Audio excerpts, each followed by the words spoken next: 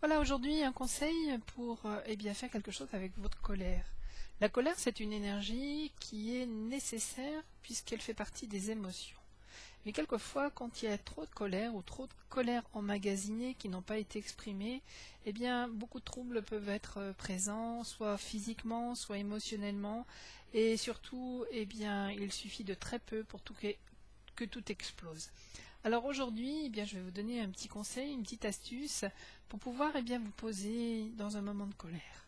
Alors simplement, vous pouvez fermer les yeux et simplement imaginer ou aller voir où se trouve cette colère. Alors vous êtes assis là, à l'endroit où vous êtes, bien simplement vous prenez une inspiration tranquillement et vous vous connectez à l'endroit où vous êtes, assis ou peut-être allongé, peu importe, juste quelques secondes. Et là, vous vous connectez à la colère qui est à l'intérieur de vous. Peut-être vous pouvez sentir une chaleur, peut-être un grand mouvement, peut-être quelque chose d'important à l'intérieur de vous. Vous allez imaginer que ce quelque chose, que cette chaleur, que ce mouvement, devienne un personnage. Un personnage, peut-être pas très agréable, peut-être plutôt machiavélique ou peut-être diabolique ou autre chose. Et simplement, ce personnage, vous allez le laisser sortir à l'extérieur, juste un petit peu devant vous. Vous le voyez bien, il est là devant.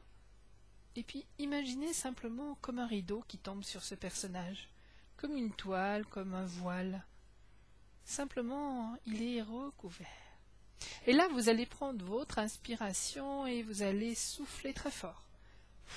Voilà. Soufflez très fort sur ce voile qui va s'envoler et emmener avec lui toute cette énergie de colère, de rage, d'agressivité. Simplement, retrouvez juste devant vous un personnage beaucoup plus doux, beaucoup plus agréable, et même presque souriant ou même souriant. Vous avez devant vous le personnage de la colère qui est simplement débarrassé du surplus. Simplement invitez-le à revenir à l'intérieur de vous, car vous en avez besoin. Et puis quand vraiment ce personnage aura absorbé toute la colère qu'il faut, parce que vous ne l'auriez pas exprimé et que vous avez oublié d'exprimer cette émotion, savoir que vous pourrez refaire cet exercice facilement pour pouvoir vous libérer de cette colère à nouveau. Donc, donnez-lui peut-être un prénom à cette partie de vous qui est cette colère. En tout cas, accueillez-la car elle est nécessaire, vraiment. Elle fait partie des émotions.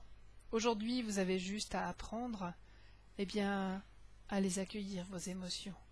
Comment vous vous sentez maintenant? Sûrement beaucoup mieux. Alors, réouvrez les yeux et puis sachez que quand vous en avez besoin, vous pouvez faire appel à ce personnage qui vous aidera. Là, maintenant, demain, après-demain, dans les mois et les années à venir, quand vous en aurez besoin, peut-être même sans y penser, il fera ce travail merveilleux qui continue à se faire. Voilà, à très bientôt pour une autre expérience. Au revoir.